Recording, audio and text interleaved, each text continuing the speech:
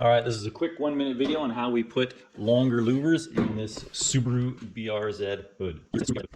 All right, so the owner didn't want to put a stamped 2, 3, 4, or 5-inch louver in here. He wanted to capitalize on how much space there was available in here.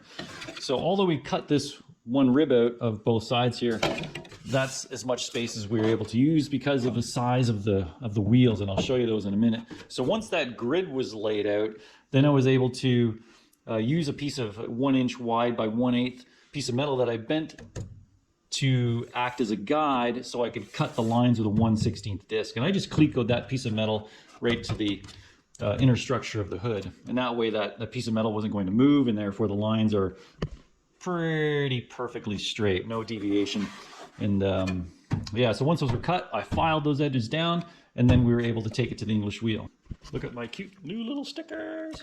You know, I ordered those online, but I didn't expect them to come back in 1 inch. This is my Edwards English wheel, fantastic tool. I had these dies made up for it so I can actually emboss endless louvers into hood panels and hood sides and stuff like that. And we don't get to use it that often because most people will use the stamp louver press for it, but this is always kind of fun.